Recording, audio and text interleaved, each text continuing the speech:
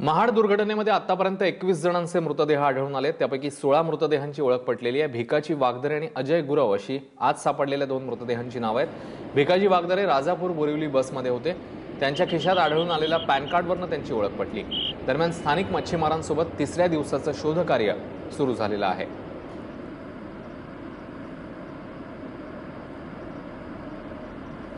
आतापर्यंत 21 मृतदेह हाती लागलेले आहेत। सकाळपासून 7 मृतदेह मिळाले आहेत। काल 14 मृतदेह हाती लागलेले होते आणि आता ही संख्या 21 झालेली आहे। विविध ठिकाणी म्हणजे जिकडून हा अपघात झाला त्यापासून काही किलोमीटर अंतरावर वेगवेगळ्या ठिकाणी हे मृतदेह सापडतात आणि घटनास्थळापासून 2.5 किलोमीटर अंतरावर एका कारचे अवशेष देखील सापडलेले आहेत।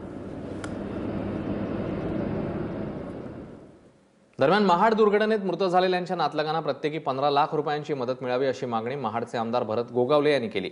मृत झालेल्या एसटीत प्रवाशांच्या नातलगांना सरकारने 10 लाखांची तर इतर वाहनांमधून प्रवास करणाऱ्यांच्या नातलगांना 5 लाखांची मदत जाहीर केली आहे। मात्र दुर्घटनेत सर्वांनीच जीव गमावल्यानं त्या दुजाभाव करू नये अशी मागणी केली जाते।